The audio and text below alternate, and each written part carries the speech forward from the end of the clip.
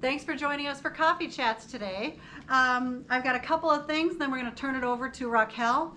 First of all, if you've been out of your apartments and down into the lobbies, you've probably noticed that we've got the furniture back in place. We're so excited about that. It's been a long time coming and everybody's been antsy. So we do have all the furniture back into the rooms. We're asking that you still please observe your social distancing and make sure that you're not because the couches are out doesn't mean that 3 people should be sitting on them. Try and spread out as much as you can, and keep in mind that all the lobbies and hallways are public spaces, so you do need to have your masks on. But we're really happy to have all that furniture back. It's a better look. It really is. It makes us feel just kind of, it's more homey. It's more homey. So take a peek at that. The other thing I wanted to mention is that the Rose Room is going to be opening on May 3rd. They're going to have limited seating, limited everything, as everything on the planet is right now, as we're kind of doing a slow reopening. Tune in at the end of Coffee Chats. We're going to have just a little quick Q&A with Liz from the kitchen about the reopening of the Rose Room. That's pretty exciting stuff. Let's see. The only other thing I've got here is that we want to just give a reminder that the elevators still have a sign up that says 2 people to an elevator. And I think we've seen a few people try to fudge that number a little bit. And for the safety of everybody, please remember that we really only want 2 people in an elevator. Just keep that in mind. And again, the masks in the public spaces are still important. That's all I've got. We'll turn it over to Raquel.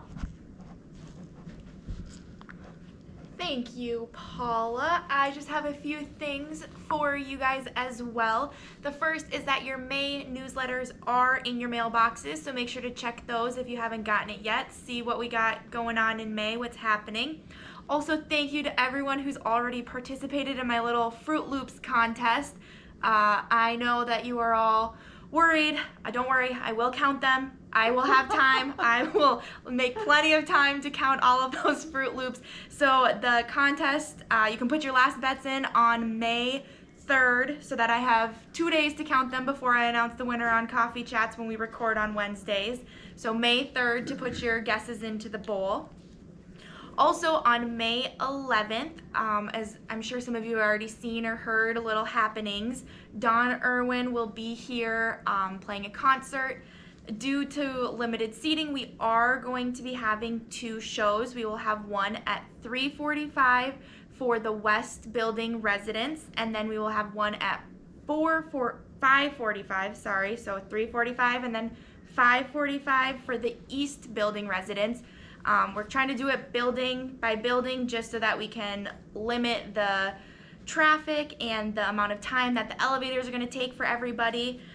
You have to sign up for this concert. There's a sign up outside of my office down in the atrium, but just because you sign up doesn't mean you are going to get a spot.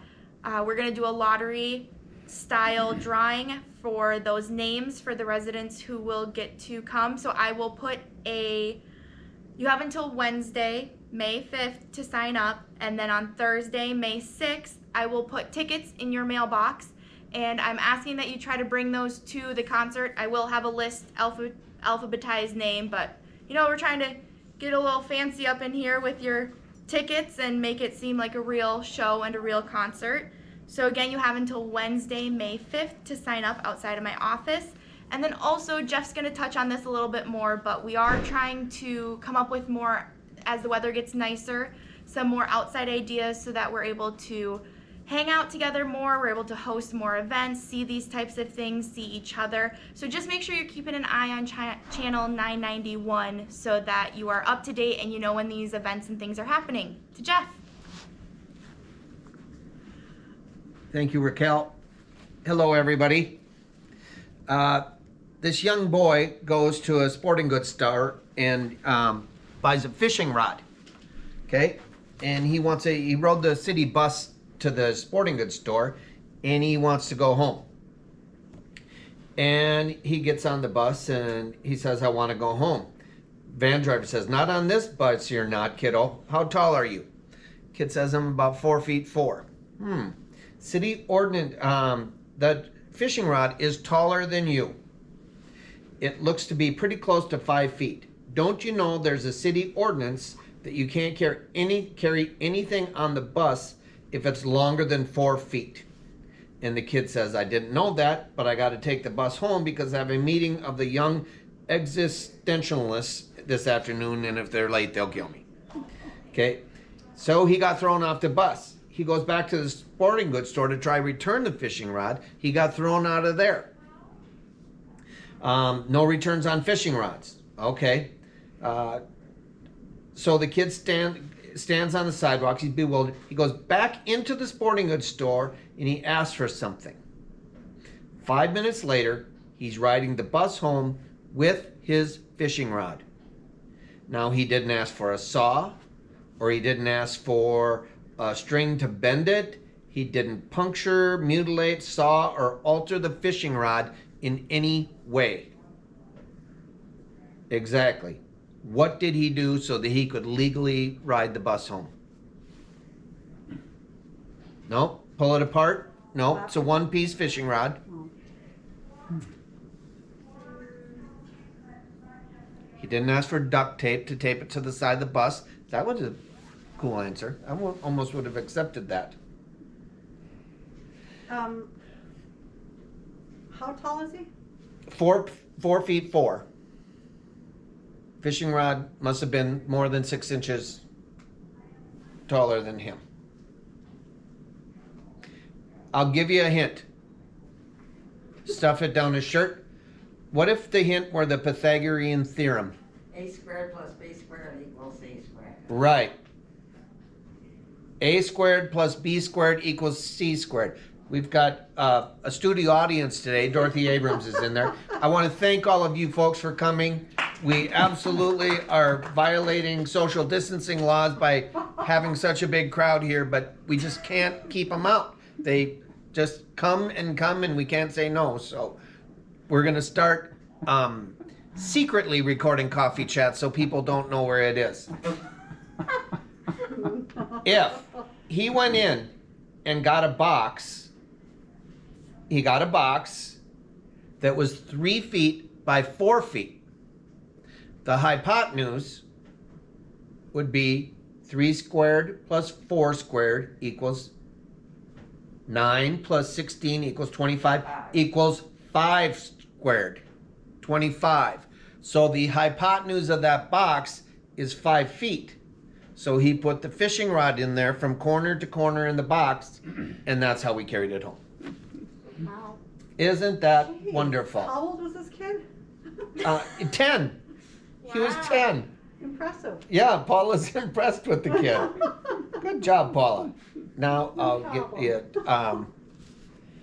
Okay, Paula said we're looking at using the outside for our parties and stuff.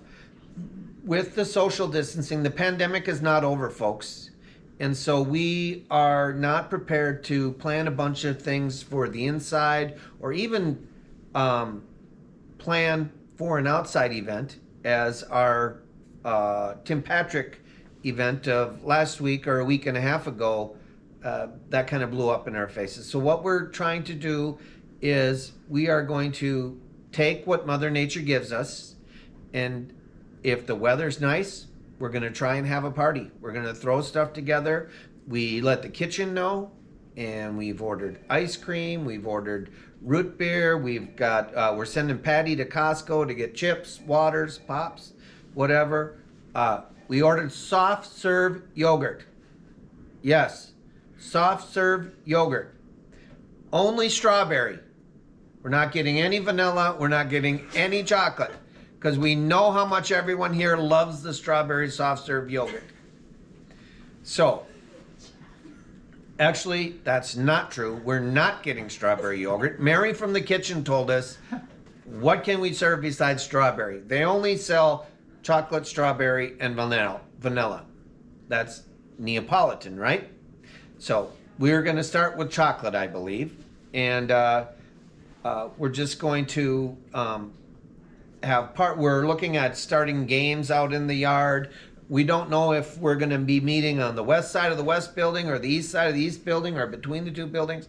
We know we're going to be meeting in different places, and we're just going to try and get you folks together and outside and have some fun. Dean Preston is going to have his music box available, and trust me, he's begging for people to make suggestions on what they want for a playlist. If you have a special band, a special singer, a special genre of music that you'd like to hear, did I say that right, genre? Mm-hmm. Let Dean know. His number is in the directory, so am I violating any privacy agreements by giving Dean's number? I'm not giving his number. Look it up in your directory, give him a call. He'd love to hear from you. I want to mention too, again, I just really appreciate this Monday meeting we're having with the resident council. And I think that together we're coming up with different ideas and what we can do to make this, make lemonade out of lemons. And that's what our goal is, and I think that's what we're doing. So thank you to the council. I want to thank our staff for being so flexible and talented, that they're doing things that maybe aren't in their wheelhouse or what their job description is, but they do them, and we're helping each other, and it's really nice to see. So we are going to try and let you know. We're not even quite sure how all this is going to work. One thing I can tell you, 991 is always going to be a good place to look for happenings and changes to what's going on. Certainly call the front desk with other questions, and we, for the most part, 991 has been working quite good lately, but last week we don't know what happened. We hit the skids a little bit, but I think that's resolved now. I haven't heard any problems after Monday's and Wednesday's exercise. Exercise starts next Monday, folks. We hope. I haven't heard anything from Jillian. I apologize for not having that. Where should you look for information? 991. We'll have that updated on Friday. Okay? So, a man is in bed with his wife when there is a rat-a-tat-tat at the door. He rolls over and looks at the clock. It's 3:30 in the morning. I'm not getting out of bed at this time, he thinks, and rolls over. Then there's a louder knock that follows. Aren't you going to answer that, says his wife. So he drags himself out of bed and goes downstairs. He opens the door, and there's a man standing at the door. It didn't take the homeowner long to realize the man was drunk. Hi there, slurs the stranger. Can you give me a push? No, get lost. It's 3:30. I was in bed, says the man, and slams the door. He goes back to bed and tells his wife what happened, and she says, Dave, that wasn't very nice of you. Remember that night we broke down in the pouring rain on the way to pick the kids up from the babysitter, and you had to knock on that man's house to get us started again? What would have happened had he told us to get lost? But the guy was drunk, says the husband. It doesn't matter, says the wife. He needs our help, and it would be the right thing to help him. So the husband gets out of bed again, gets dressed, and goes downstairs. He opens the door, not being able to see the stranger anywhere. He shouts, "Hey, do you still want to push?" And he hears a voice cry out, "Yeah, please." So, still being unable to see the stranger, he shouts, "Where are you?" And the stranger replies, "I'm over here on your swing." Have a good week. Has anybody know? Hi, everybody. Thanks for joining into our added section to our coffee chats.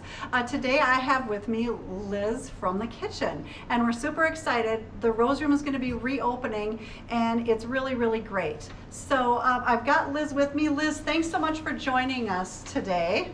You're welcome. Yeah, and I've got just a couple of questions, if you don't mind. There's going to be probably people out there living here who kind of want to know a few of the details about joining you guys at the Rose Room here. So if you don't mind, can I ask you a few questions? Yes, you may. Alrighty. Okay, so what days is the Rose Room going to be open initially? The Rose Room is going to be open Mondays and Wednesdays. Super. Okay, and then what time is the dinner seating? Because I know that I think it used to be kind of a staggered thing, and I think to start out now, what have you guys decided for that? We decided that our doors are going to be open at 5 o'clock, and that's when we will start our seating. Well, that sounds really good. And how many people are we allowing into the Rose Room just to start out? Our maximum capacity will be at 20, so there will be 20 people that will be available to sit in the dining room, and we're seating up to 2 people per table. Well, that sounds really good. So what happens if somebody calls and they want to make a reservation, but there's already 20 people on that reservation list? What we're going to do is we are going to put them on a waiting list. If there's any cancellations, I will give them a call, and then also let them know that we are still doing deliveries on those Mondays and Wednesdays if you can't get in. Okay, thanks. So what about the vaccination status? What happens, do you have to be vaccinated to eat in the Rose Room at this point? For right now, at this time, it's a yes. For the safety of everybody, we ask that everybody be vaccinated that come into the Rose Room to have dinner. Okay, good. And how about outside guests? At this time, are we allowing outside guests to join residents for dinner in the Rose Room? Unfortunately, right now, it's a no. It's only open to the Ridge Point residents only. Okay. Okay, so what do I do if I want to make a reservation? The best way to make a reservation is to call extension 6388 and leave a voicemail for me letting me know that you would like to be on the list, and after 20 I will do my waiting list and I will call you back and let you know that you either are on the list or that we will do a delivery for you if you'd still like it with no fee. Liz, that sounds really good. It sounds like it's going to work out really well. Any other things I should be telling people? Not that I can think of right now. Okay, well that sounds great. Liz, thanks again for joining us and we really appreciate it. We're looking forward to eating in the Rose Room. Thank you.